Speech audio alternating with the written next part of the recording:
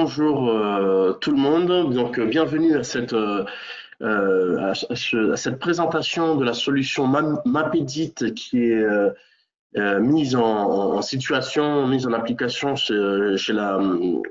dans la société ESB et qui va nous démontrer justement comment ils ont gagné en efficacité en utilisant et en intégrant la solution dans leur processus. J'ai la chance de pouvoir accueillir Patrick Vogt qui va nous présenter justement la démarche qu'ils ont mis en place pour intégrer la solution et comment Mapedit est pleinement intégré dans les usages de ESB. Donc, bonjour Patrick, et merci de ta présence et merci de bien vouloir justement partager ton expérience sur la solution Mapedit et de nous faire ce retour d'expérience qui est très enrichissant pour nous et aussi pour démontrer l'efficacité de la solution Mapedit. Bonjour Marseille, merci, avec plaisir.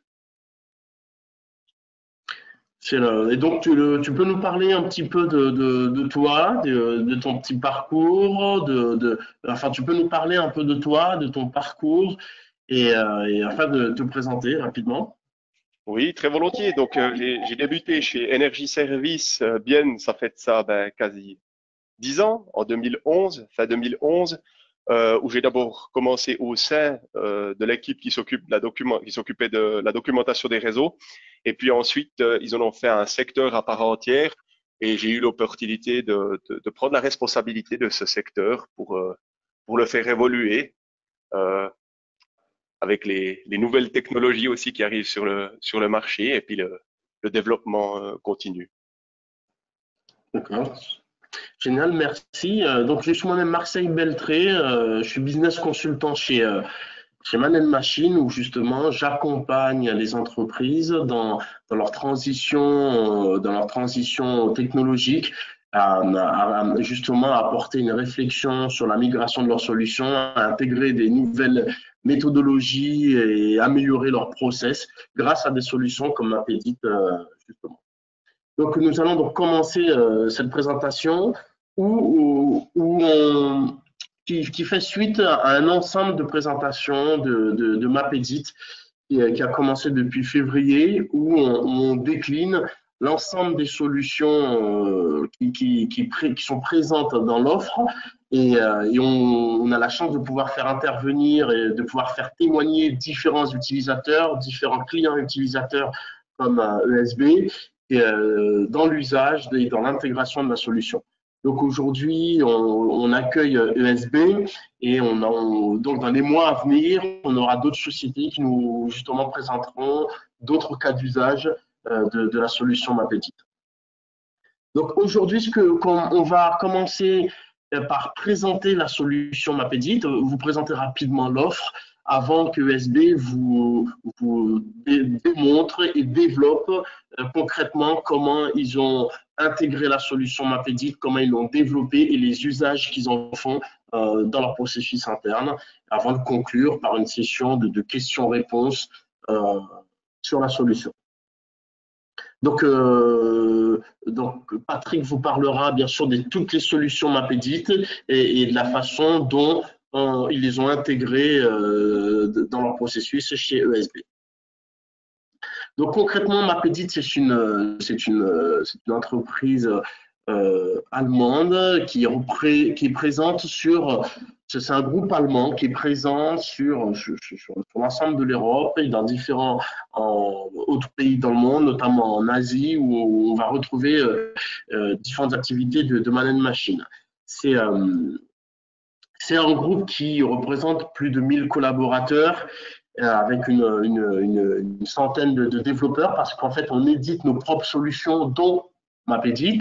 C'est l'année dernière, enfin en 2019, on a fait un chiffre d'affaires de près de 150 millions d'euros et sur des activités partant tant de l'industrie manufacturière que sur la partie architecture et construction et infrastructure où nous proposons nos propres solutions et nous proposons des solutions soit en revente, soit en intégration par des partenariats que nous avons avec des éditeurs de type Autodesk, où nous sommes le premier partenaire en Europe, ou d'autres comme Oracle sur l'aspect base de données ou autre. Donc, ce qui nous amène aujourd'hui à vous présenter la solution Mapedit. Mapedit, donc, c'est une plateforme donc, pour les systèmes d'information géographique et infrastructure qui va vous permettre en fait de contrôler, de gérer vos géodonnées via l'internet ou l'intranet et d'avoir accès rapidement à toutes vos données. La richesse de Mapedit et la force de la solution vous permet de pouvoir traiter non seulement vos données, d'avoir une visibilité, un affichage en 2D et en 3D de la représentation graphique de vos installations et de vos objets. Et Mapedit offre différentes solutions qui vont s'adapter à tous les profils internes des utilisateurs, que ce soit par des profils qui sont en déplacement sur site, des personnes qui sont en production dans le bureau en bureau, voilà, avec des solutions mobiles, des solutions desktop. Et c'est ces solutions que justement Patrick va vous présenter prochainement et comment ESB les ont intégrées dans leur démarche. Donc Mapedit se décline, donc, comme je le disais, en plusieurs solutions. Et donc, c'est un portefeuille d'outils qui va couvrir Mapedit professionnel. Mapedit professionnel, c'est une solution qui va vous offrir un environnement CAD embarqué qui va vous permettre justement de produire et de modéliser et aussi va pouvoir s'installer sur des interfaces comme AutoCAD Map et donc bénéficier des fonctionnalités de Map directement. Donc, Mapedit Desktop, c'est une solution par contre plus légère qui va s'installer qui ne s'installe pas en dur sur votre poste, mais avec un accès direct avec une icône qui va vous permettre d'accéder à la donnée. Et donc, une solution moins lourde que l'aspect professionnel parce qu'il n'y a pas d'installation de CAD en dur. Voilà. Mais il va quand même vous permettre de modifier, d'annoter. Puis on a l'aspect Mapedit mobile, qui vous permet d'avoir accès à vos données depuis tout ce qui est les interfaces portables, tablettes et autres.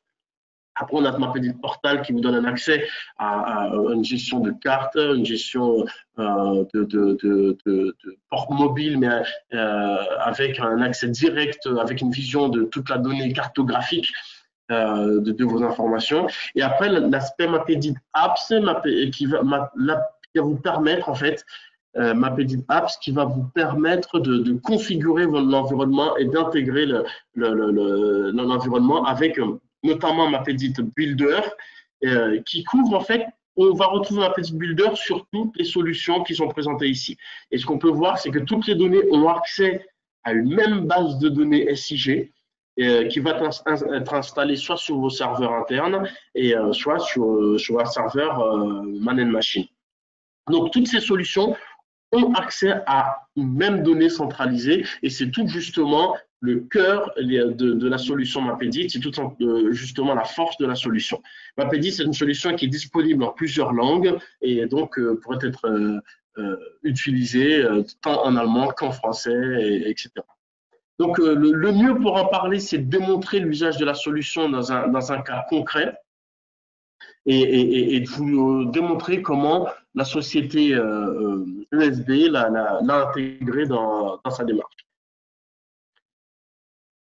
Et donc, après avoir vu l'ensemble de ces solutions, on a cette chance d'avoir aujourd'hui Patrick Vogt qui va nous présenter comment la société Énergie Service Bienne utilise la solution Mapedit dans sa gestion géospatiale des données et donc nous offrir une vue globale de l'usage qu'ils en font ou des usages qu'ils en font. Donc Patrick, pouvez-vous nous présenter justement ESB et les activités du groupe et de la société? D'ailleurs, est-ce que c'est une société? Quelle est la forme de ESB, etc. Oui, c'est une société de droit autonome. Donc, on appartient toujours, c'est clair, à la ville de Bienne, mais au niveau de nos possibilités, on s'est un petit peu créé une indépendance supplémentaire avec ce statut-là. Sinon, par rapport aux informations concernant ISB, donc nous, on est le principal prestataire de services énergétiques et fournisseur d'eau leader dans la région de Bienne. On a principalement, donc on couvre un peu tout le cycle, ça part de la gestion des réseaux à la construction des réseaux, mais également l'entretien des réseaux. Dans le focus pour nous, c'est clair, c'est de garantir l'approvisionnement en énergie dans toute la région de Bienne. On a mis aussi beaucoup sur la production durable et puis c'est clair, l'utilisation efficace de l'énergie. Peut-être au niveau des chiffres, en bas à droite, vous en trouvez quelques-uns. On est 160 collaborateurs chez ESB. Et puis, dans mon secteur, donc le secteur de la documentation des réseaux, on est 7 collaborateurs en tout. Et depuis l'année dernière, on forme également un apprenti. On avait mis la formation des apprentis pendant un moment en pause. Et là, il y a toute une nouvelle, si on veut bien, un peu stratégie qui s'est mise en place à ce niveau-là, avec notre taille aussi de reprendre avec cette formation. Et puis, là, on a le premier apprenti en géoinformatique qui a débuté l'année passée. Au niveau des médias pour lesquels on effectue la gestion dans le secteur de la documentation des réseaux, donc on a l'électricité, le gaz, l'eau, on a le télécom. Le télécom n'est pas un modèle métier à part entière, on l'a intégré chez nous à l'électricité. Et on a aussi, depuis 2 ans, le chauffage à distance qu'on a implémenté. Peut-être pour l'électricité, dans l'électricité, on a également l'éclairage public qui est géré. Voilà pour les quelques informations au sujet de DSD. D'accord, très intéressant. Donc pourquoi justement ESB a arrêté son choix sur la solution Mapedit? Parce que quand on regarde aujourd'hui effectivement toutes les activités sur tous les réseaux que vous gérez, voilà, ça représente un travail assez important, un travail colossal. Pourquoi justement ce choix sur Mapedit? Alors on le sait, les réseaux, hein, pas seulement celui de Bienne, mais tous les réseaux demandent une gestion relativement pointue des composants. Et puis, ça demande également l'intervention de nombreux acteurs spécialisés dans leur domaine.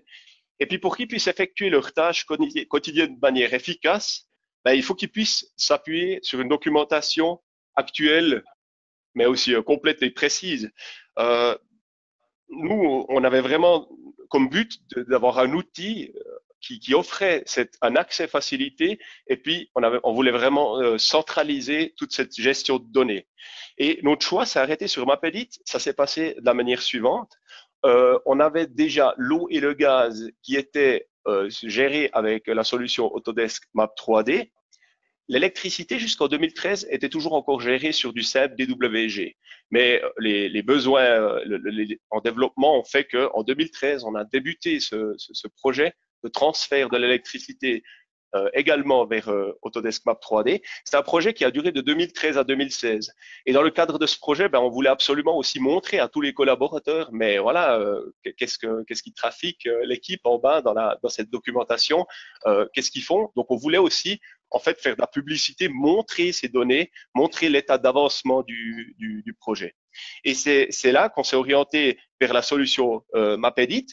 C'est principalement parce qu'elle permettait, en plus d'éditer les données, elle fournissait des fonctionnalités qui étaient développées spécifiquement pour l'électricité et qui étaient quand même relativement proches de celles aussi existantes dans Map 3D, mais qui donnaient des possibilités relativement avancées d'aller consulter des données, surtout pour cette base de données de l'électricité. Oui. D'accord, très intéressant. Alors, donc vous allez nous démontrer tout ça dans des exemples précis. Donc, mais comment avez-vous structuré votre environnement SIG pour justement pouvoir fonctionner avec Mapedit? Parce que ça a dû nécessiter forcément une organisation, une organisation du réseau, un serveur. Comment vous en êtes pris justement? Comment vous avez organisé votre structure, votre réseau? Expliquez-nous. Alors, pour la mise en place, là, on a été, c'est clair, aussi accompagné par les spécialistes de chez Moom. Et puis, au niveau de l'infrastructure, voilà, je pense qu'avec un diagramme comme ça, on comprend relativement vite de quoi il s'agit. C'est la situation actuelle. Je vous montrerai juste après un petit peu le développement qu'on envisage. Et ce que vous voyez ici dessus, donc on a pour la partie en gris, ce que nous, en interne, on appelle le WebGIS. On a cette différenciation entre cette partie grise et cette partie jaune, où pour nous, c'est un petit peu le langage interne qui fait que ça a évolué dans cette direction. La partie jaune, c'est le GIS. Le GIS, pour nous, c'est les données de production. Donc, on interagit entre Autodesk Map 3D et une base de données Oracle. Et puis, on a fait le choix de splitter la base de données et puis d'utiliser une base de données open source pour la partie WebGIS. Donc, en fait, depuis Oracle, 3 fois par semaine, nous, on passe par un canal d'un middleware externe pour écrire les données sur cette base de données open source Postgres. Et on a, bien sûr, un serveur d'application où on a toute la partie MapEdit qui est installée. Et actuellement, on a aussi encore un serveur de cartes avec MapGuide. Et la consultation au niveau des clients se fait via la version desktop et la version mobile. Pour ce qui est de l'évolution de la structure, on se dirige vers ce schéma-là. Donc, avec l'arrivée de MapEdit professionnel, qui va finalement chez nous remplacer Autodesk Map 3D, on se retrouve dans un schéma où, ici au niveau de la nomenclature, on aimerait un petit peu unifier tout ça. On parle maintenant de GIS. La partie Oracle, on se détache d'Oracle, c'est vraiment un but chez nous. Aussi, par rapport à toute la thématique des licences qui tournent là autour, c'est vraiment un souhait, puis quelque chose qu'on a envie de pousser en avant pour que finalement toute la gestion de nos bases de données se fasse sur cette solution open source Postgres, avec son extension spatiale PostGIS, bien sûr. Et au niveau du serveur d'application, on continue avec MapEdit. Simplement, ici, on voit pour le serveur de cartes, on est passé de MapGuide à MapServer. Effectivement, on aimerait encore opérer cette transition. Sinon, la consultation, on reste sur les mêmes bases ici. Mais pour ce qui est de MapEdit professionnel, j'y reviendrai encore après, mais on a débuté un pilote et puis on le voit, c'est quand même la destination qu'on souhaite, donc avoir toutes ces bases de données, également donc pour les données de production qui soient gérées à ce niveau ici. D'accord, très intéressant, très intéressant. Donc, du coup, vous allez pouvoir nous démontrer l'usage qui en est fait niveau utilisateur. C'est vrai que cette vision d'organisation, d'infrastructure réseau est indispensable. C'est un point d'entrée obligatoire pour pouvoir justement se projeter dans l'utilisation de MapEdit. Donc, réfléchir à sa stratégie réseau.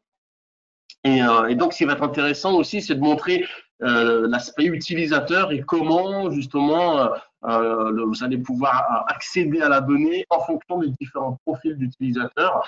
C'est ce que vous allez nous démontrer par la suite. Hein. Est-ce que vous pouvez justement nous présenter la manière dont vous utilisez la solution et comment elle va répondre aux besoins de chaque utilisateur, à chaque profil différent, etc. Très volontiers, oui. Donc, je propose de commencer par la solution MapEdit Desktop. Donc, ce qu'il faut savoir, c'est que indépendamment de l'environnement, l'utilisation principale qui en est faite, disons pour l'utilisateur lambda, c'est de la consultation au niveau des données. On a certaines données qui sont directement éditées également, surtout pour la version MapEdit Desktop, mais dans l'ensemble, c'est de la consultation. Et puis, pour la version desktop, on a différents groupes d'utilisateurs. Alors, il y a les utilisateurs qui vont rapidement ouvrir l'application, chercher une information, la refermer. Il y a ceux qui vont peut-être s'imprimer un plan spécifique. Et on a des utilisateurs qui sont peut-être, on va dire, un peu plus aguerris, qui, eux, vont mettre en pratique ou vont utiliser des services, des fonctionnalités de l'application un petit peu plus avancées. Pour nous, peut-être les points qui ressortent un petit peu au niveau du développement de l'application et de ses fonctionnalités, c'est on a remarqué un développement aussi pour l'électricité, par exemple, cette gestion avec des fenêtres multiples, on le verra après dans la démo encore, qui est efficace quand on peut se créer cette vue d'ensemble. La possibilité justement avec ces fonctionnalités avancées d'effectuer par exemple des suivis de réseau, on utilise ça pour après transmettre des données plus loin pour préparer en fait un jeu de données pour une solution tiers, ça j'y reviendrai aussi dans la démo. Il y a des requêtes spatiales qui sont facilement accessibles également dans l'application. Et puis, ces fameuses fonctions d'exploration, c'est vraiment spécifique au réseau électrique, mais ça reste le réseau le plus complexe, disons, chez nous. Et puis, là, on a quelque chose qui est quand même proche de Map 3D et que n'importe quel utilisateur qui a reçu une formation initiale peut utiliser pour naviguer facilement dans cette structure de l'électricité. J'y reviendrai rapidement ici, il y a déjà une petite prise d'écran, mais j'y reviendrai après dans la version démo. Et à titre d'exemple aussi, la visualisation de liens dynamiques. Donc là, ça nous confère vraiment une souplesse, une flexibilité supplémentaire où on peut vraiment, en fonction des besoins des utilisateurs ou des besoins de l'entreprise, configurer ce qu'on appelle des tooltips. Donc, au passage par-dessus certains types d'objets, on va avoir ces fameuses fenêtres qu'on appelle aussi pop-up, où on va pouvoir vraiment, à sa guise, complètement structurer ça pour répondre aux besoins. Mais on peut aussi, en plus, y intégrer des liens dynamiques qui vont après conférer une passerelle vers d'autres documents, que ce soit des documents HTML ou des documents qui sont déposés à quelque part sur une structure, sur un serveur. Voilà, donc je vous propose directement de passer en live pour la version Mapedit Desktop. Donc, je vais juste devoir switcher sur l'application.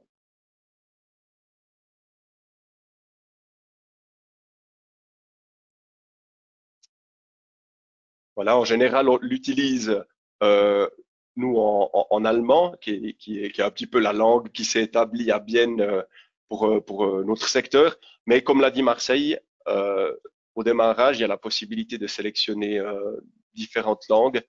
Toute la solution est traduite.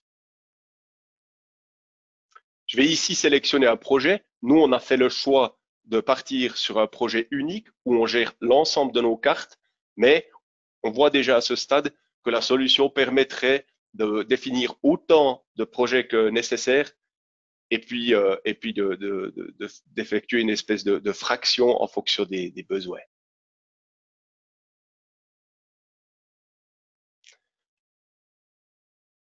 Donc voilà, en ce qui concerne cette solution, qu'est-ce qu'on peut dire? Je ne vais pas plonger dans chaque fonctionnalité, mais je vais essayer de vous offrir une vue d'ensemble un petit peu sur ce qui est disponible, mais après aussi sur les fonctions qui nous semblent vraiment spécifiques à cet outil, cet environnement Mapedit Desktop. Donc, on a pour une part déjà juste au niveau de la visualisation quelque chose, je ne peux plus dire exactement depuis combien de temps c'est disponible, mais dans tous les cas, quelque chose de très utile pour nous, avec ce fractionnement au niveau des fenêtres. Peut-être là, quelque chose à ajouter, c'est de dire que Moom, à ce niveau-là, prend quand même les besoins des utilisateurs au sérieux et puis est relativement réactif.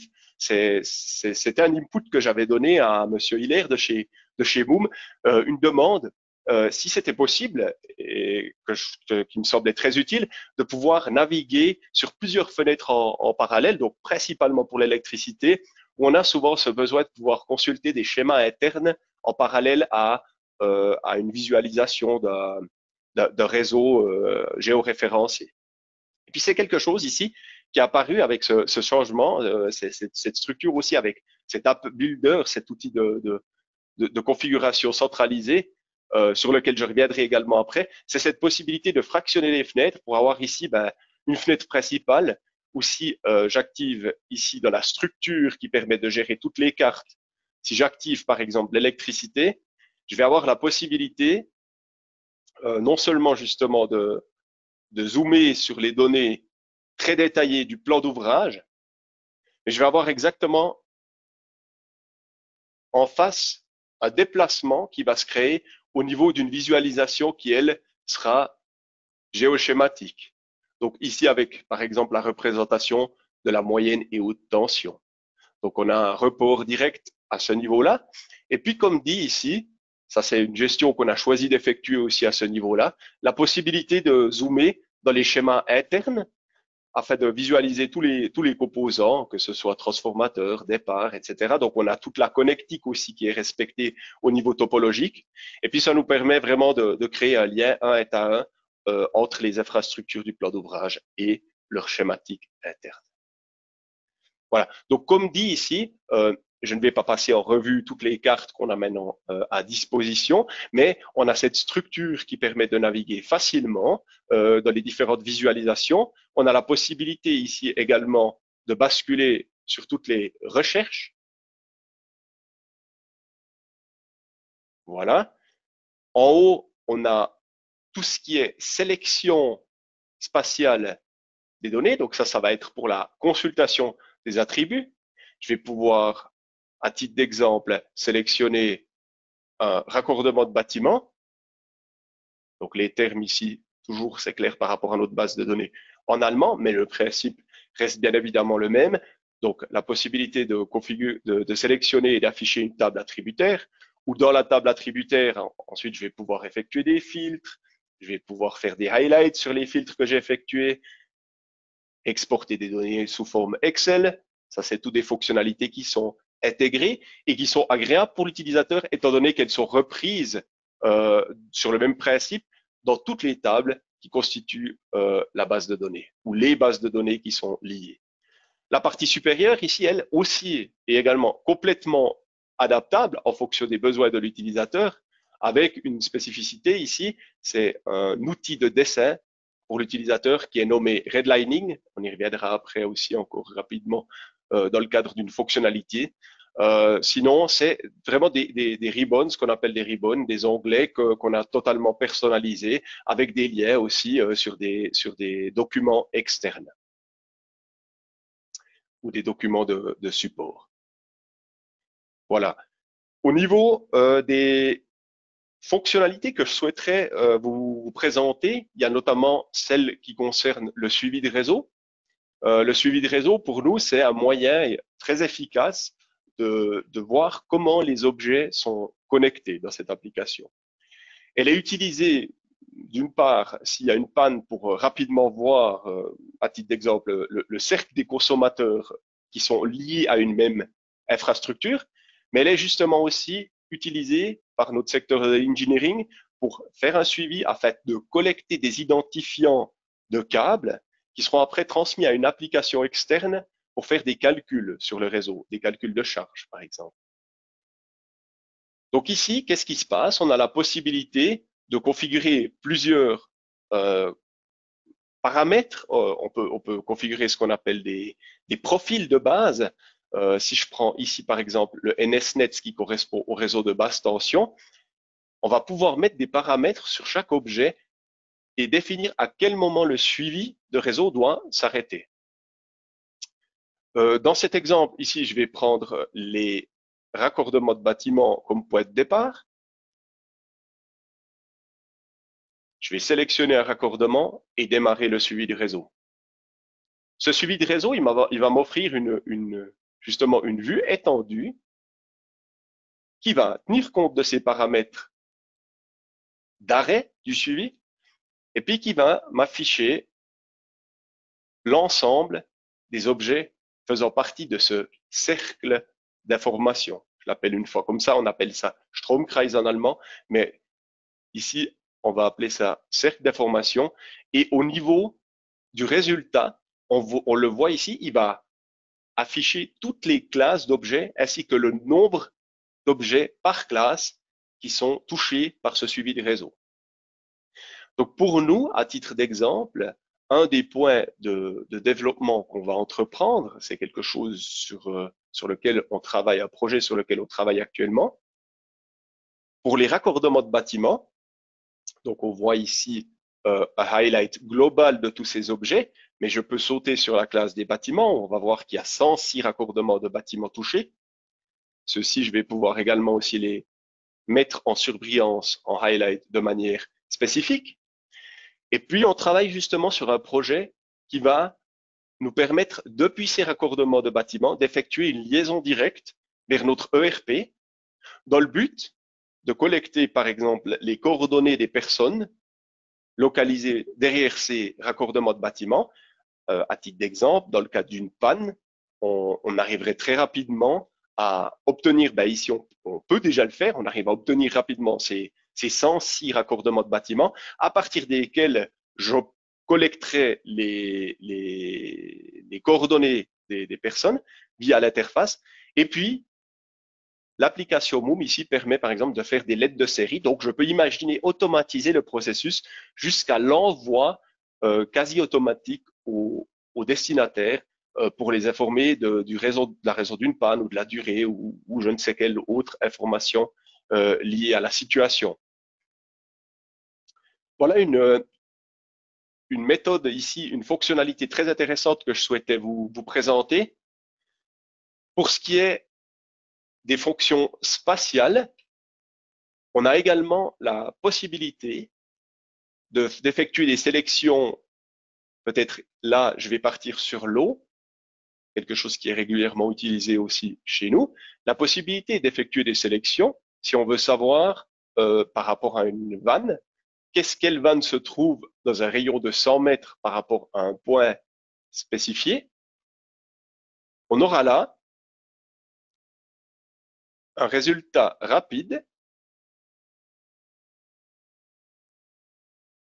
qui va nous permettre en fait d'identifier ces vannes. Donc, on a en premier lieu la description de ce rayon de 100 mètres qui est défini visuellement à l'écran. Ensuite, on a la possibilité d'utiliser, je l'ai évoqué avant, cette fonction de redlining qui est la fonction intégrée de dessin de Moom. On va pouvoir ici personnaliser la façon dont on veut représenter les résultats. Et si ici, je dessine ces objets, donc j'ai l'emplacement de toutes les vannes qui ont été trouvées à l'aide de ce buffer de 100 mètres.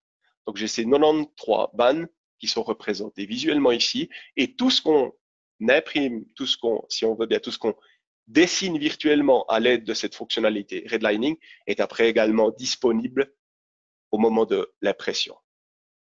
Voilà pour cette fonctionnalité spatiale. Et là, c'était un exemple avec un rayon spécifique, mais on peut également imaginer, donc là j'ai la possibilité d'effacer les objets à nouveau du redlining. Ça, c'était comme dit une fonctionnalité où l'utilisateur va spécifier un emplacement et à l'aide d'un rayon sélectionner des objets, mais on a également d'autres possibilités. Je prends un exemple concret à nouveau. Si je reste ici dans l'eau, je viens d'activer une couche qui est la couche qu'on appelle chez nous Baustellenlayer, qui est en fait la couche qui nous permet de gérer l'emplacement, je désactive peut-être l'eau, qui nous permet de gérer l'emplacement de tous les chantiers. Alors, on a mis en place cette couche dans le but de fournir rapidement des informations concrètes à tous les utilisateurs. C'est notamment quelque chose de très utile à la réception lorsqu'ils reçoivent vos services clientèle un coup de fil d'une personne qui cherche des informations ou un responsable de projet spécifique. Elle a la possibilité, avec ces fameux aussi tooltips, ces pop-up que j'ai cités avant, d'activer cette couche du Baustellenlayer et en naviguant par-dessus cette couche, elle va rapidement obtenir les informations principales liées à ce chantier. On a encore ajouté une coloration. En bleu, c'est les chantiers en projet. En rouge, c'est les chantiers en réalisation. En jaune, les chantiers qui sont en cours de documentation, donc les données n'y sont peut-être pas encore à jour. Et ensuite, une fois que le chantier est terminé, ça atterrit dans une couche, dans une carte supplémentaire où on trouvera tous les chantiers archivés, terminés. Voilà, j'ai activé cette couche initialement ici dans le but de vous montrer que justement avec cette sélection spatiale, on peut facilement accéder également à des couches, que ce soit ligne, polygone ou point. La géométrie n'a pas d'impact. Et ici, on retrouve ce fameux formulaire, cette fois-ci, pas uniquement avec les informations du pop-up, du tooltip, mais avec toutes les informations qu'on y gère. Et au niveau du périmètre, donc de la géométrie de l'objet, ce que je souhaite vous montrer ici, en dehors de la fonctionnalité du buffer, démontré juste avant, on a également la possibilité, depuis chaque classe d'objet, donc ici on a une surface, d'utiliser des méthodes de sélection spatiale où on va dire cette fois, bon, je ne veux pas de rayon car j'utilise l'emprise de ma surface, mais je vais après aller chercher de nouveau, si je prends à nouveau ces vannes de l'eau, la fonctionnalité AnyInteract qui va spécifier qu'on va utiliser toutes les possibilités de recoupement spatial. Je vais effectuer ce recoupement directement en fonction d'une surface spécifique et je vais retrouver toutes mes vannes qui se retrouvent à l'intérieur de cette surface. Bien sûr, il y a la possibilité à nouveau de dessiner par un simple clic droit tous les objets qui se trouvent dans cette surface avec un symbole complètement personnalisable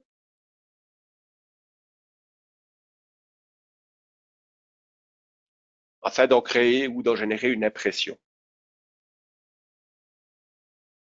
Voilà, c'était quelques fonctionnalités parmi d'autres qui sont régulièrement utilisées chez nous, spécifiques un petit peu à MapEdit, à l'environnement MapEdit Desktop. Et puis, je souhaitais vous montrer ça. Comme dit, je ne vais pas rentrer plus loin dans les autres fonctionnalités. Donc, je souhaite peut-être encore vous montrer une dernière fonctionnalité au niveau de MapEdit Desktop avant de passer aux autres environnements. Je l'ai déjà cité dans les slides juste avant. Donc, c'est cette possibilité de naviguer dans la structure électrique avec l'explorateur électrique qui, lui, va permettre une navigation très proche de celle existante dans la solution Autodesk Map 3D. Donc, je vais pouvoir sélectionner un câble et avec différents échelons de la structure, monter pour dire, OK, affiche-moi le tube dans lequel est compris ce câble, mais ensuite affiche-moi le tracé dans lequel est compris ce tube et je vais pouvoir utiliser ça dans les deux directions pour ensuite, par exemple, redescendre depuis les tracés, afficher tous les tubes qui sont compris dans ces deux tracés et ensuite afficher tous les câbles qui sont compris dans les deux tubes de ce tracé. Et à tout moment, je vais pouvoir interagir avec ces objets pour marquer les éléments souhaités et ainsi naviguer finalement efficacement dans cette structure relativement complexe de l'électricité. Voilà, ce sont les différentes fonctionnalités qu'on utilise régulièrement chez SB et que je voulais vous montrer pour la partie MapEdit Desktop. Très puissante fonctionnalité, Patrick.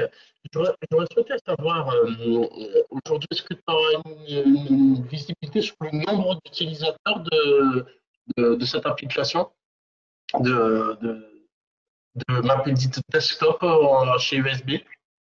Oui, alors peut-être au niveau du nombre d'utilisateurs, moi je n'ai que le fameux fichier statistique qui est un petit peu certes aussi faussé par le nombre de fois où notre secteur va pour consulter régulièrement de la donnée, mais ce fichier montre plus ou moins 1000 accès par mois donc à cette solution desktop.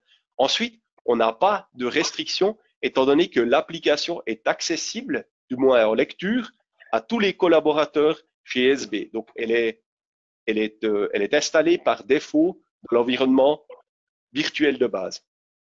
D'accord. Et une dernière petite question un peu plus technique sur l'utilisation de l'interface dans l'environnement électrique. Est-ce que ces coupes qui sont présentes dans le plan affiché se génèrent automatiquement? Est-ce que les tables se génèrent automatiquement? Est-ce que le contenu des coupes, etc., avait-il l'aspect automatique dans la génération de la donnée? Oui, donc on a effectivement cet aspect de génération automatique des composants qui, elle, s'effectue directement dans l'environnement Autodesk avec Map 3D dans ce modèle métier et qu'on espère bien sûr de notre côté retrouver à l'avenir dans la solution MapEdit professionnelle de Moom pour ce module de l'électricité. Mais actuellement, effectivement, dans la solution Map 3D, on a cette génération automatique des coupes, c'est-à-dire qu'on est vraiment guidé également à l'aide d'un explorateur électrique, comme je l'ai montré juste avant, qui lui va permettre ensuite, d'une manière encore un petit peu plus dynamique dans Map 3D, de glisser des tubes dans des tracés ou alors glisser des câbles dans des tubes et d'effectuer aux extrémités ensuite les connexions topologiques nécessaires. Le profil, il est ensuite directement généré en fonction de cet état. Parfait. Merci. Et donc, pour tout ce qui est routage des câbles et qui représente justement les différents circuits qui vont être accordés, tout ça, c'est une modélisation qui est faite en interne via MAP ou via MAP professionnel. Et c'est des saisies qui sont existantes. Comment justement, parce que ça représente un travail assez colossal. Oui, donc pour nous, cette saisie de toutes ces données de l'électricité, c'est un projet qui s'est étendu de 2013 à 2016. Actuellement, c'est clair que ça demande aussi un certain travail de maintenir ces données à jour, mais finalement, une fonctionnalité comme cette fonctionnalité de routage, de suivi de réseau, elle se base en fait sur la topologie. Une topologie qui est de toute manière gérée au niveau de Map 3D, indépendamment de la base de données. Donc pour l'eau, le gaz, c'est la même chose. On a toujours cette notion de topologie linéaire avec cette relation entre des points, des lignes, des points, etc. Et puis dans le routage, on va simplement utiliser cette intelligence topologique en lui définissant des points d'arrêt où une vanne sera par exemple ouverte ou alors un fusible au niveau électrique dans un schéma interne sera également ouvert et ne laissera pas passer l'électricité. C'est ces attributs finalement qui sont documentés, on va dire, de toute manière sur les objets, qui nous permettent après de rendre le système encore plus efficace et puis dynamique au niveau d'une fonctionnalité comme le suivi des réseaux. Merci Patrick.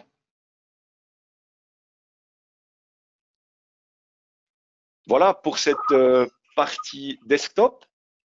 Donc, on va maintenant se diriger sur la partie mobile. La version mobile, c'est une solution qu'on a en service chez nous maintenant depuis, je dirais, 4 à 5 ans. Et cette solution, on l'a intégrée pour donner, pour pouvoir en fait déplacer notre donnée. C'est simplement ça. Et actuellement, ce qu'on peut dire, c'est que la version mobile n'est utilisée que pour la consultation de données.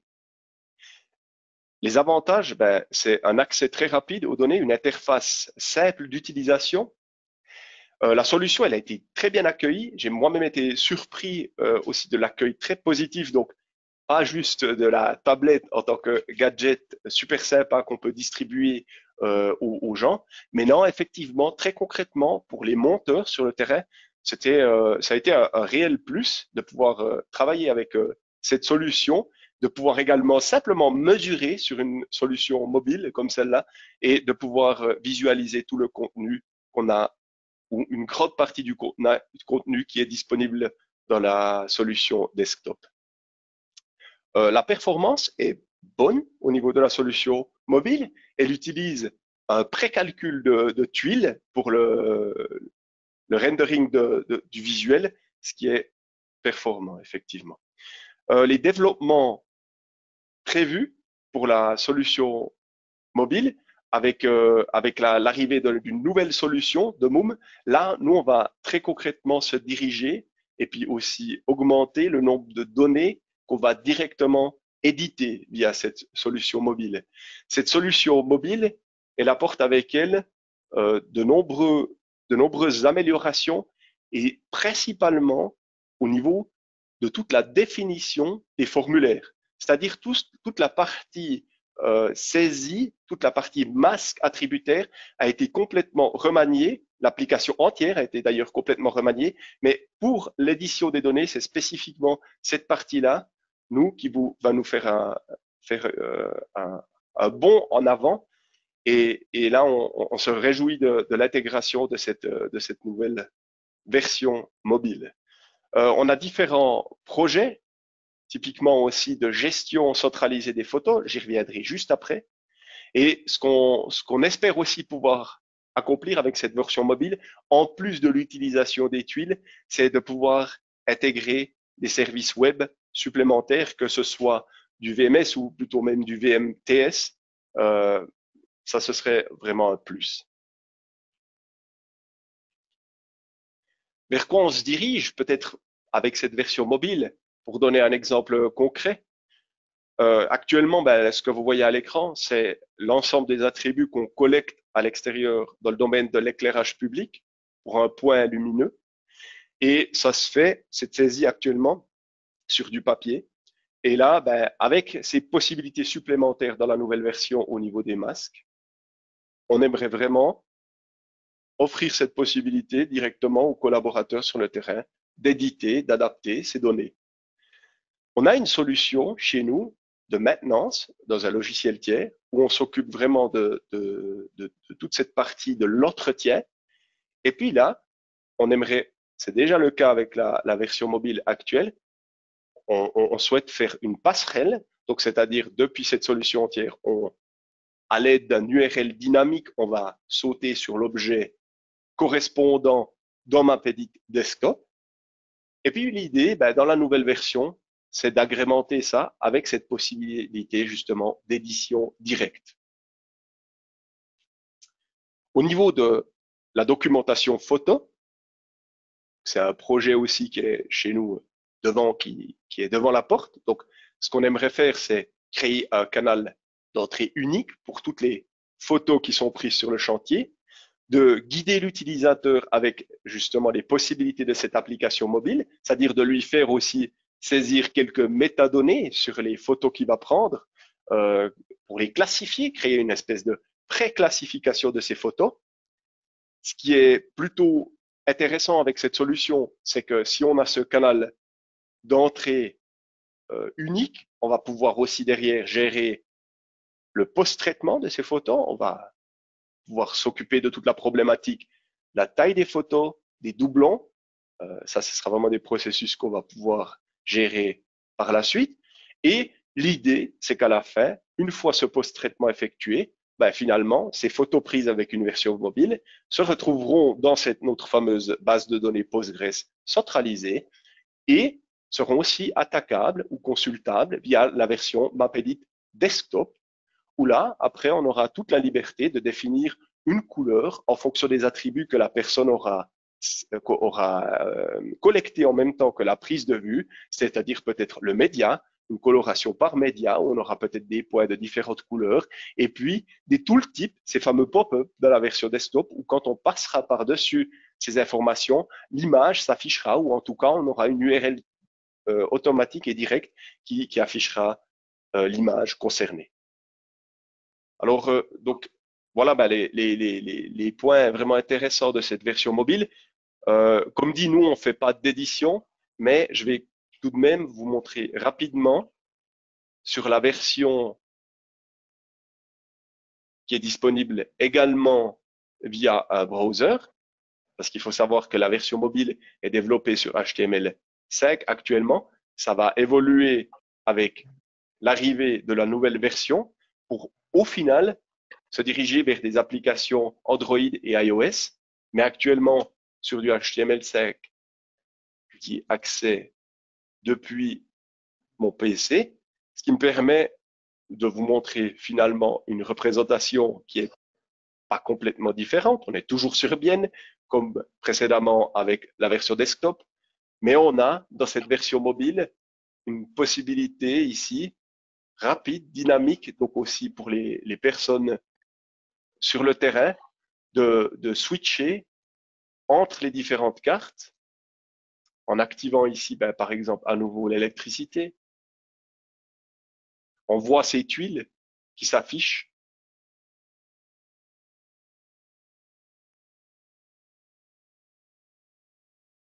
On a la possibilité, que ce soit dans l'électricité ou dans d'autres médias, d'afficher des cartes également par un canal supplémentaire, comme par exemple le gaz. et l'eau. Donc, on a un principe qui est gérable, personnalisable complètement ici au niveau de la version mobile. C'est ces fameuses tuiles. On peut vraiment, l'utilisateur ou la personne qui s'occupe de l'administration, plutôt de la solution, elle a la possibilité de définir jusqu'à quel niveau de zoom les tuiles doivent être précalculées sur le serveur. À partir de ce niveau de zoom, les tuiles sont calculées dynamiquement et à la volée. On le voit ici avec le chargement dans un laps de temps relativement court. Plus on zoome, plus la tuile rétrécit naturellement, mais elles sont définies à la volée. Comme dit, pas d'édition de notre côté au niveau des données sur cette solution. Par contre, on y retrouve toutes les fonctionnalités de recherche qui sont également disponibles dans la version desktop. Et on a la possibilité, je ne vais pas pouvoir faire le test ici, mais de localiser directement les coordonnées GPS de l'appareil avec lequel on est en route, ce qui aide naturellement également au monteur à rapidement interagir avec les données ou consulter un certain emplacement et d'obtenir la visualisation en fonction de leur emplacement sur le terrain. Alors, Voilà petite question, Patrick. Est-ce que justement à ce niveau, un utilisateur qui serait sur site qui est en train d'intervenir sur un site, un lieu donné, peut émettre une requête ou une tâche ou de malfaçon, peut saisir une information qui doit être traitée par la suite. Voilà. Quelle est la possibilité pour l'utilisateur sur site de prévenir ou d'alerter ou de renseigner la donnée à ce niveau mobile? Alors au niveau mobile, nous on a vraiment, on n'a pas étendu la consultation sur les formulaires de données. Pour nous, dans cette version, il manquait encore un petit peu la partie personnalisation des formulaires d'attributs. Et c'est quelque chose avec la nouvelle version qui va justement arriver et où on va vraiment avoir cette dynamique avec une configuration centralisée, que ce soit pour la version desktop ou la version mobile. Mais vraiment, on aura ces masques de saisie qui seront très agréables à l'utilisateur pour consulter la donnée. Et dans cette version actuelle, finalement, on a restreint les données, les informations disponibles aux informations qu'on voit ici visuellement sur le plan d'ouvrage.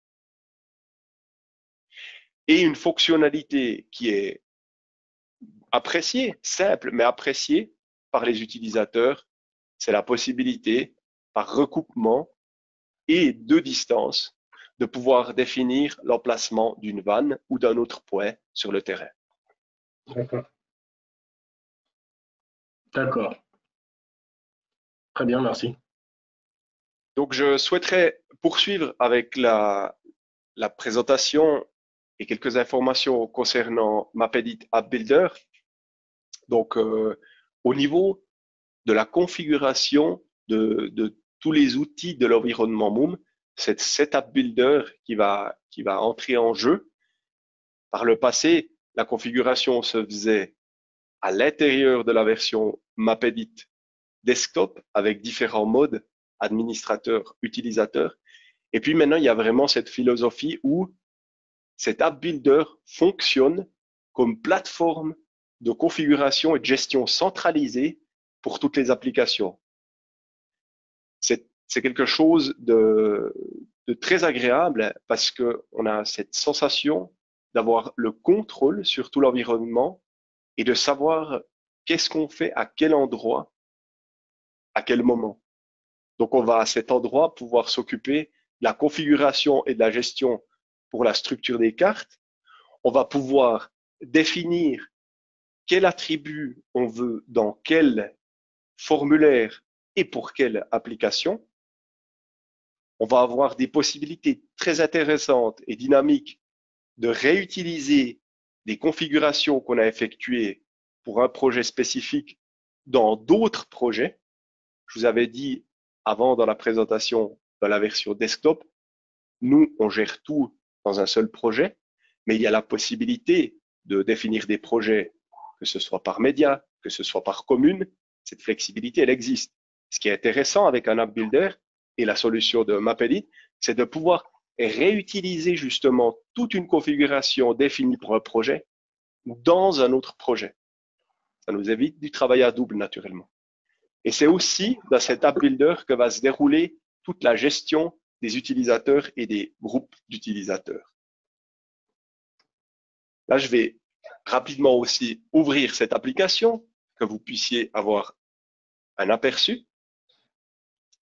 Donc, c'est une application qui est constituée sur la partie gauche d'un ruban qui permet l'accès à toutes les fonctionnalités utiles pour un administrateur SIG, qui vont permettre de définir les fameux projets cités juste auparavant, qui vont offrir des connexions sur la base de données, sur une base de données Oracle, sur une base de données fichiers SQLite, mais également justement une base de données Postgres. Donc pour nous, c'est aussi une flexibilité supplémentaire, cette possibilité de se connecter à Postgres.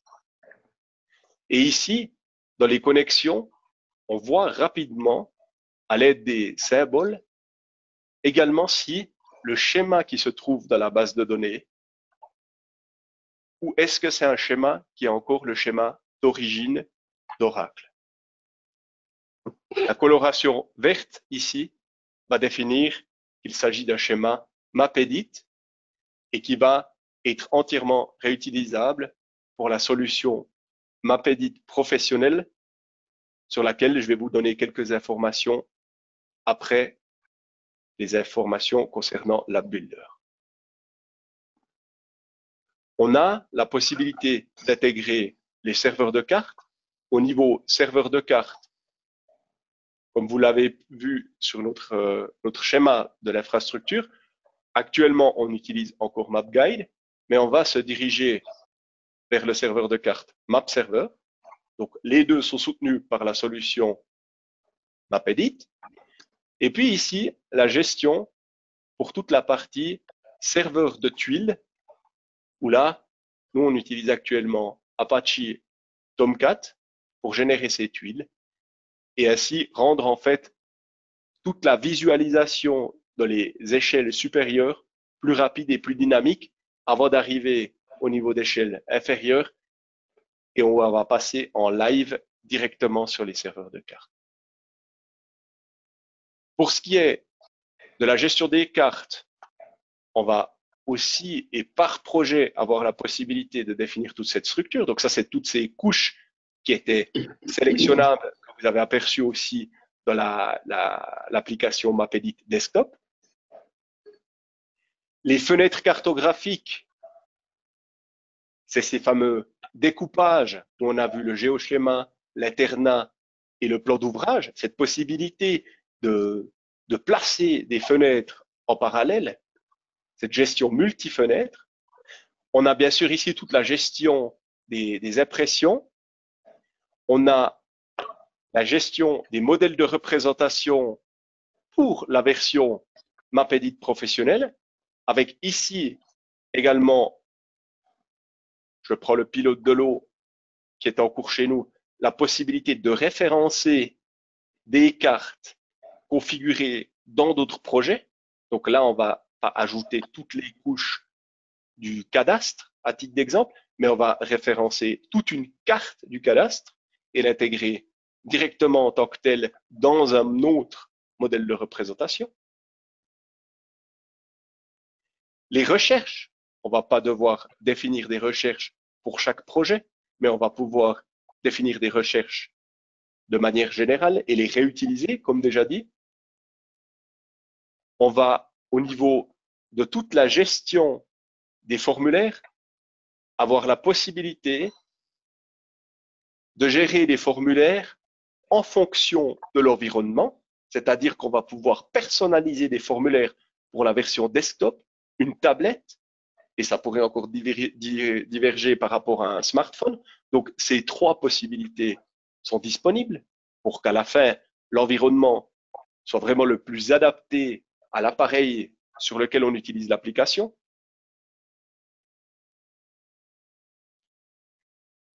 Et comme dit, on a encore toute la partie gestion ça c'est plutôt la gestion de tout ce qui est onglet, ribbon, avec la possibilité de définir jusqu'au dernier bouton, jusqu'à la dernière fonctionnalité qu'on souhaite avoir dans les différents onglets. C'est également disponible ici. Et toute la partie gestion des utilisateurs avec les autorisations correspondantes sur les différentes tables, formulaires, etc. Voilà, donc c'est vraiment un outil où on retrouve tout, où on effectue toute la configuration de manière centralisée pour les différents environnements de consultation et d'édition. Voilà pour cette partie de Mapedit App Builder. Je souhaite vous parler de la solution Mapedit professionnelle pour laquelle on a effectué un projet pilote. Au niveau de l'environnement, de l'installation et de la configuration, finalement, ça nécessite pas un travail bien conséquent. Donc, il suffit d'exécuter le setup sur les différents clients et d'activer la licence. Par contre, côté serveur, il n'y a pas d'autre configuration supplémentaire qui est requise. Pour ce projet pilote, dans le domaine de l'eau, c'est Moom qui nous a préparé un backup, un dump de la base de données sur le SGBDR Postgres, et nous ont également configuré le modèle de représentation correspondant. Nous, on a intégré le dump dans Postgres et on a effectué la liaison au niveau de l'app builder pour cette base de données. Après, import également du modèle de représentation, on a intégré le fichier de symbole qui correspondait, on l'a référencé dans l'app builder, et puis l'environnement était, on va dire, déjà fonctionnel. Les premiers tests de cet environnement Mapedit professionnel ont montré que l'application, elle est intuitive pour des utilisateurs qui habituellement sont en route et utilisent Map3D. Il n'y a pas de souci au niveau des fonctionnalités, de l'utilisation. Ils vont rapidement trouver des points de repère également dans Mapedit professionnel. Au niveau, comme dit, de toute la configuration, je l'ai évoqué avant avec la partie concernant l'app builder, on est à la même place. Donc pour Mapedit professionnel, ça se passe également ici. On va dans la partie base de données connecter cette nouvelle base de données après import de ce fameux dump. On va importer pour la partie modèle de représentation également le fichier correspondant. Alors c'est clair, Mapedit App Builder offre également des outils pour effectuer cette conversion à partir d'Oracle et d'un modèle de représentation qui est utilisé avec Map3D. Ici, simplement pour ce pilote, on était dans ce contexte un peu différent où Moom nous a fourni ces données de base. Et au niveau du modèle de représentation, on a, après import, obtenu toutes les couches liées à l'eau, auxquelles on a rajouté justement, comme déjà évoqué avant, cette carte pour le cadastre, pour la mensuration officielle qu'on a mis en fond. C'est toujours utile pour pouvoir se localiser. Je vous propose de rapidement ouvrir cet environnement Mapedit professionnel.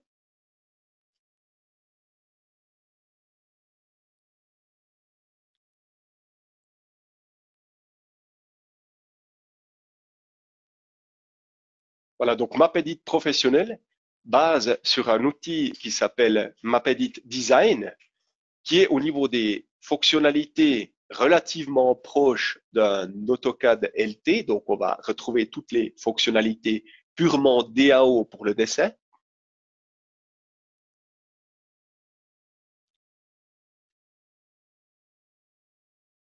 Après indication, identification de l'utilisateur, à nouveau, on va avoir la possibilité de choisir un projet. Ce projet peut contenir lui-même différents modèles de représentation. Pour notre part, ici, on n'en a pas encore développé d'autres ou configuré d'autres, donc on reste sur ce pilote de l'eau. On va obtenir une fenêtre d'exploration qui va nous offrir un avantage certain, c'est celui de pouvoir naviguer très facilement sur un domaine aussi grand que celui finalement pour lequel on assure l'approvisionnement. Et cette fenêtre va nous permettre de cibler spécifiquement les données qu'on souhaite dessiner à l'écran. On a également la possibilité, en réutilisant les fonctionnalités, comme dit, de recherche déjà définies pour la solution desktop, de naviguer vers une adresse spécifique, ici l'emplacement DSB, pour ensuite dessiner l'emprise de la carte à l'écran. Lui, il va aller chercher les informations dans la base de données Postgres, auquel il va appliquer le modèle de représentation pour nous afficher ici, à l'écran ensuite, non pas des objets cartes, comme il était connu dans Autodesk Map 3D, mais on revient à des objets DWG. Donc, ce qu'on a à l'écran ici, c'est ce qu'on va ensuite pouvoir réutiliser si on fait un enregistrement. C'est ce qu'on va pouvoir réutiliser pour le dessin d'un projet ou pour toute autre tâche. On n'aura plus à se préoccuper de toute la configuration de l'export pour essayer d'obtenir finalement une symbolique ou une représentation visuelle qui correspond à ce qu'on avait à l'écran dans un Autodesk Map 3D avec cette solution. Donc, on retourne un petit peu aux sources pour ceux qui connaissaient Topobase 2. Donc, on est en route de nouveau avec des composants DWG. À partir de ce moment-là, on retrouve une structure qui représente chaque table indépendamment. On a la possibilité de consulter les informations liées à cette table.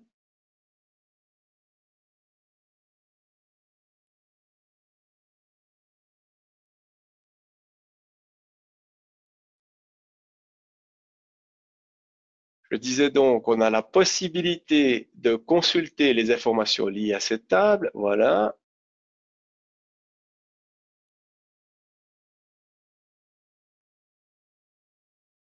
Après avoir sélectionné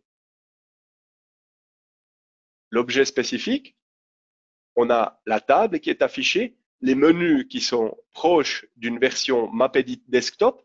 Donc également là, on se retrouve dans un environnement qui est finalement familier, avec la possibilité d'éditer, d'exporter, d'effectuer des surbrillances. C'est toutes les fonctionnalités finalement maintenant ici d'édition qui sont également disponibles.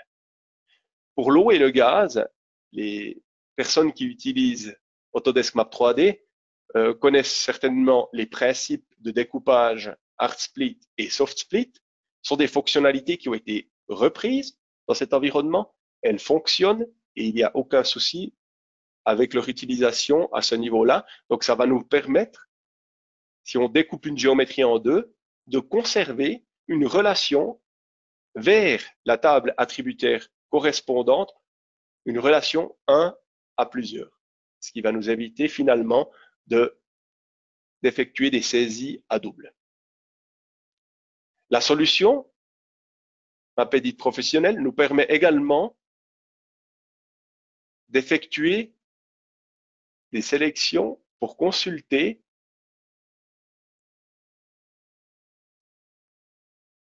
la topologie de notre réseau.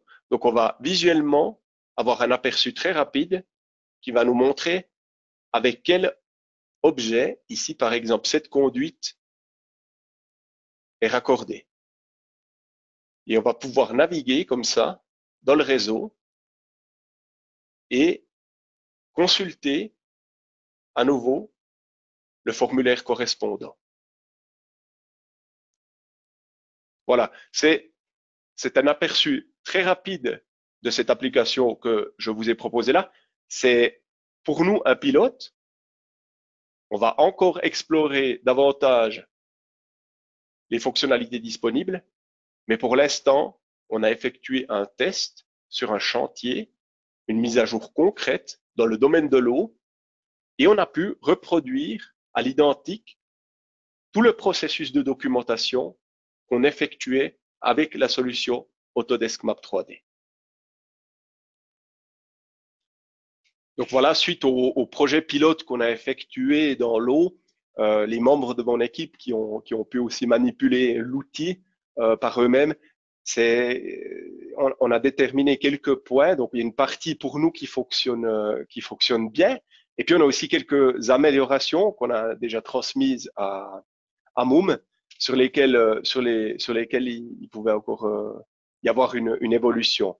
Donc pour nous, ce qui fonctionne bien, c'est déjà le fait, ce qui est positif, c'est le fait que l'utilisateur soit rapidement opérationnel. Il n'est pas complètement perdu par rapport au monde actuel dans lequel il évolue. En l'occurrence, il évolue déjà avec la solution Autodesk Map 3D. Ensuite, la transition automatisée depuis Map 3D. Donc Moom, c'est aussi vraiment attaqué ou attelé à développer une solution qui permettait un transfert du schéma de Map 3D à MapEdit. Et également un outil disponible pour transférer les données d'Oracle à Postgres. En plus de ça, comme déjà évoqué, donc, les modèles de représentation peuvent également être transférés pour être compatibles avec la solution MapEdit. Au niveau modèle de représentation, là c'est clair, en fonction de la complexité de la symbolique et des données configurées, des éléments configurés, il y aura naturellement encore un certain travail manuel qui devra être opéré. Ensuite, autre point positif, c'est au niveau du chargement des données. Vous avez pu le voir avec cette carte qui offre une vue d'ensemble, on a la possibilité d'effectuer une localisation très rapide et puis les fonctionnalités de recherche standard, comme on les connaît tous, peuvent tout de même être utilisées.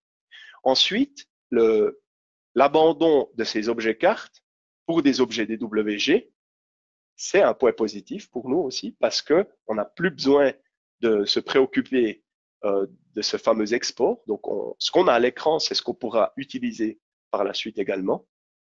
Le fameux principe de hard split, soft split qui a été repris et qui est fonctionnel. Comme montré aussi toute la partie connexion topologique. Et puis, également évoqué la compatibilité avec Oracle et Postgres qui offre cette flexibilité supplémentaire, notamment pour nous qui souhaitions quitter Oracle. Pour les points où il y a encore une amélioration de notre côté qui est souhaitée, donc c'est de pouvoir ou d'avoir un petit module ou un complément dans l'application qui permettrait de traiter, calculer des points avec une codification pour qu'ils se retrouvent dans la table spécifique en fonction d'un code qui serait attribué sur le terrain. De notre côté, c'est quelque chose qu'on pense qui touchera les utilisateurs. Nous, on effectue cela avec un outil d'intégration de données. Ensuite, un autre point d'amélioration, c'est l'orientation automatisée des symboles. À titre d'exemple, une vanne, on avait toujours l'orientation de la vanne avec un trait perpendiculaire à la conduite. Ça, en fonction de l'orientation des conduites elles-mêmes, là, on aimerait un petit peu plus de dynamique, ce qui éviterait une gestion manuelle par l'utilisateur. Un autre point, c'est la gestion multiple des géométries. Dans l'eau et le gaz, on gère un plan d'ensemble, c'est-à-dire une géométrie secondaire, outre celle du plan d'ouvrage. Et puis, on aurait vraiment besoin d'avoir cette possibilité de gérer cette géométrie supplémentaire également dans MapEdit professionnel. S'ensuit la mise à jour dynamique des modèles de représentation. Donc, c'est aussi pour l'administrateur très agréable si quand il adapte quelque chose dans l'App Builder, ça prend effet le plus vite possible après un chargement sur la carte, sans devoir redémarrer l'application. Ici, je précise que Moom travaille dessus, donc il devrait y avoir quelque chose qui se fait dans cette direction. Pour nous, et après ça, ça dépend, ça touche peut-être pas tout le monde, on aimerait une évolution vers la 3D effective et pas seulement de la 2D et demi. C'est-à-dire qu'on n'est pas juste un attribut Z sur les points, mais que ligne et polyligne et point est effectivement ou soit effectivement dessiné en 3 dimensions. Je ne parle pas de volume, mais simplement au niveau topologique. Ensuite, ça, c'est plutôt des besoins personnels qu'on a vu suite au pilote, donc un accès rapide avec un clic droit pour accéder au formulaire, ou ici aussi l'intégration de services web. On imagine par exemple le cadastre de référence en fond via un service WMS ou WMTS. Et on se posait aussi la question suite aux différents tests, est-ce que comme dans Map3D, il y aurait le besoin d'une mise en place d'une fonctionnalité one-click maintenance qui effectuerait une suite de procédures pour effectuer une maintenance sur la base de données et avec quelques points de check pour optimiser la base de données. Voilà, c'est les résultats du projet pilote qu'on a pu effectuer. Pour nous, on se dirige vers une solution où, à fin 2021, on aimerait avoir le gaz et l'eau qui seraient entièrement gérés avec MapEdit professionnel et les modèles de représentation liés également convertis. On va rester au contact de cette solution. Donc, suite à ce premier pilote, Moom a signalé une mise à jour qui devrait sortir prochainement. On va installer cette mise à jour naturellement et en mai, on va, encore ce mois, si cette version sort, on va effectuer des tests supplémentaires pour vérifier ces améliorations qui ont été implémentées. Ensuite, en juin, on prévoit la configuration d'une base de données de production. Je vous ai dit pendant ce webinaire qu'on utilisait une base de données Postgres en copie d'Oracle pour la partie WebGIS, qu'on appelle WebGIS, donc pour MapEdit Desktop et MapEdit Mobile. À l'avenir, on veut plus qu'une seule base de données. Et puis, pour y accueillir nos données de production, on va monter un serveur supplémentaire avec Postgres. On va ensuite effectuer la conversion des schémas de Map3D vers MapEdit, donc ce transfert, avec l'App Builder, cette fois-ci dans la nouvelle version pour le gaz et l'eau, adapter les vues. Donc, on sait aussi entre Oracle et Postgres, il y a au niveau SQL, au niveau des standards, quelques différences. Donc là, on va sans doute devoir un petit peu ajuster les définitions SQL de ces différents views. Et ensuite, on va copier les données de production de Oracle vers Postgres avec l'outil qui est disponible de Moom, Oracle SQLite. On va importer et adapter les différents modèles de représentation. Et pour le gaz, comme dit Hello, on espère d'ici fin 2021 être opérationnel dans cet environnement. Et puis, on restera dans l'attente de l'arrivée des modules de chauffage à distance et d'électricité, où là, on se réjouit aussi de voir ce qui va être développé par Moom, principalement pour l'électricité, qui constitue, comme dit, la base de données la plus complexe en service chez ESB. Voilà. Écoutez, je vais reprendre la main, Patrick. Je te remercie pour cette présentation mais très intéressante, très intéressante et très enrichissante sur vos usages et l'intégration de la solution MapEdit.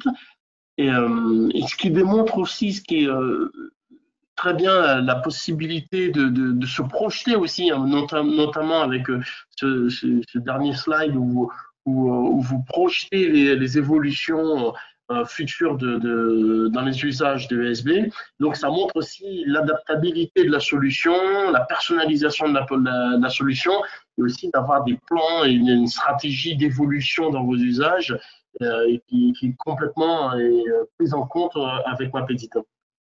Et donc, c'est une présentation très riche et qu'on suivra aussi. On pourra même refaire une présentation lorsque vous aurez intégré l'ensemble de ces solutions, lorsque vous aurez évolué justement vers une nouvelle base de données et en intégrant toutes les fonctionnalités que vous avez énumérées. Donc, je vous remercie pour cela. Et donc, on fait un petit point ici rapidement sur l'environnement de Mapedit, comment Mapedit est constitué, comment il va être organisé, à savoir que Mapedit va pouvoir répondre à un ensemble de métiers, comme Patrick l'avait clairement présenté. Et donc, tous ces métiers vont pouvoir être gérés avec Mapedit professionnel, Mapedit desktop, Mapedit mobile. Et on va pouvoir utiliser Autodesk Map 3D pour d'autres usages. Et toutes ces informations vont être centralisées sur une base de données GeoObjet va être centralisée. Cette base de données va pouvoir être pilotée et configurée par l'app Builder et qui est représenté ici. Et donc, voilà l'environnement et l'infrastructure et l'organisation de Mapedit à partir de cette base de données qui permet de répondre à un ensemble de métiers. On a la gestion de métiers, les interfaces utilisateurs, la base de données et l'outil de configuration pour permettre d'accéder à la donnée qu'on souhaite. Donc, l'architecture système de Mapedit, on va avoir un aspect client, donc soit par mobile, soit par tablette, soit par l'ordinateur. Bien sûr, l'aspect serveur, où on va stocker la donnée, Mapedit, l'aspect web serveur où toutes les données Mapedit vont être gérées, l'aspect tout ce qui est cartographie aussi avec les serveurs de cartes et l'aspect base de données où on va stocker toutes les données produites, on va gérer toute l'information, que ce soit par de l'Oracle ou d'autres serveurs en open source qu'on va pouvoir utiliser. Donc voilà un peu l'architecture et l'organisation que vous a clairement et très bien présenté Patrick dans l'organisation de l'ESP. Donc, en résumé, Mapedit, c'est une plateforme qui va permettre d'évoluer et de pouvoir travailler dans un environnement à haute performance, de pouvoir permettre à l'ensemble des utilisateurs de pouvoir se connecter, consulter, créer de la donnée et de pouvoir permettre à votre administrateur d'intégrer de manière très simple l'environnement dans votre environnement et d'avoir une interface utilisateur simple à utiliser et d'améliorer votre production comme Patrick l'a clairement présenté et avoir aussi des plans et des stratégies d'évolution dans vos usages dans l'utilisation de Mapedit. Donc, c'est une solution qui s'intègre pleinement et parfaitement dans vos usages et qui n'est pas du tout fermée. Donc, c'est une solution donc web. Il vous présente tout l'aspect web que Patrick vous a présenté. Tout l'aspect configuration avec la Builder, donc qui est tout à fait personnalisable, que vous allez pouvoir intégrer et personnaliser vos propres fonctionnalités, parce qu'il y a cet aspect-là aussi qui est très important, avec les API qui va vous permettre de produire vos propres fonctionnalités et donc de pouvoir complètement personnaliser Mapedit dans l'usage et l'exploitation de la donnée qui est produite. Donc, on aura un prochain rendez-vous qui va présenter encore une fois la solution avec un autre retour client qui va être HKM, qui va vous présenter justement comment le groupe a intégré Mapedit dans leur usage, de la même façon que ESB vous l'a présenté aujourd'hui. Donc ça, c'est une prochaine présentation qui est prévue pour le 29 juin. Et donc, je vous donne rendez-vous, nous vous donnons rendez-vous pour cette super présentation prochaine. Et pareillement, si vous voulez d'autres informations sur Mapedit, vous avez accès au site internet, donc mapedit.de, où vous pourrez justement consulter et avoir plusieurs informations sur l'outil, comment l'installer, les usages, etc. Donc, si vous avez des questions, donc n'hésitez pas à profiter de la présence de Patrick pour pouvoir poser certaines de vos questions. Donc, avons-nous des questions? Alors, moi, on a quelques questions. Je vais en prendre une. Donc, ESB prévoit-il d'utiliser Mapedit pour la gestion des actifs ou l'évaluation des risques? Est-ce que ça vous parle, cette question, Patrick? ESB prévoit-il l'utilisation de Mapedit dans la gestion des actifs et l'évaluation des risques? Oui, alors ça me parle. C'est un sujet qui a été évoqué chez nous à plusieurs reprises. Pour l'instant, on n'a encore pas fait d'intégration de ce sens dans Mapedit, mais on a un projet de migration qui est également en cours au niveau de notre ERP. Et dans ce cadre-là, on discute très clairement cette thématique et on verra ensuite quel composant sera repris pour l'intégrer ou en définir une visualisation dans Mapedit. Très bien, merci. Bon, j'espère que votre question répond aux besoins de l'utilisateur qui pose la question. J'en ai une autre aussi. Existe-t-il déjà un géoportail pour l'intégration des clients de SB et des prestataires de services externes? Existe-t-il un géoportail pour l'intégration des clients SB et des prestataires de services externes? Donc on fonctionne avec notre version Mapedit, on fonctionne dans un environnement entre guillemets clos, c'est-à-dire qu'on n'offre pas d'accès externe à nos données de plan d'ouvrage en tant que tel. Ce qu'on fait et ce qui existe dans le canton de Berne ici chez nous, c'est qu'on transfère et on agrège au niveau cantonal dans un modèle de représentation qui se nomme LKMAP tous nos réseaux souterrains et ces réseaux sont redistribués via une plateforme centrale et un service web VMS à tous les gestionnaires d'un réseau sur le canton pour consultation. Donc ce service, lui, est disponible, mais il faut être gestionnaire sur un secteur donné. En l'occurrence, de notre côté, on n'a pas d'accès qu'on fournit à nos géodonnées en direct via une plateforme comme celle qui serait existante, Mapedit Portal. C'est un produit qu'on n'a pas en service chez nous. D'accord. J'ai une autre question, Patrick. C'est concernant la donnée existante CAD. Donc, combien de temps cela vous a pris pour saisir la donnée CAD existante? Bon, sans doute que la personne veut dire, vous avez sans doute des plans, vous avez eu des plans CAD qui étaient stockés où vous gérez vos données. Combien de temps ça vous a pris pour intégrer tout ça de manière intelligente dans la base de données Mapedit? Ou est-ce que ça a été fait automatiquement? Donc, pour les bases de données du gaz et de l'eau, je peux pas donner de réponse par rapport à cette durée de saisie parce que c'était avant mon arrivée chez SB en 2011. Par contre, pour l'électricité, je m'en souviens encore très bien. C'est un projet qui a duré de 2013 à fin 2016, début 2017. Et dans le cadre de ce projet, on a eu jusqu'à 6 personnes qui ont effectué de la saisie simultanément pour passer de ce monde DAO à ce monde SIG, respecter toute cette structure de l'électricité, toute cette topologie d'électricité. On l'a vu avant aussi, qui intègre les composants des schémas internes et même des représentations géoschématiques. Donc là, jusqu'à 6 personnes en simultané durant ces 3 ans. D'accord. Bon, je prends une dernière question là, qui est plutôt pour moi.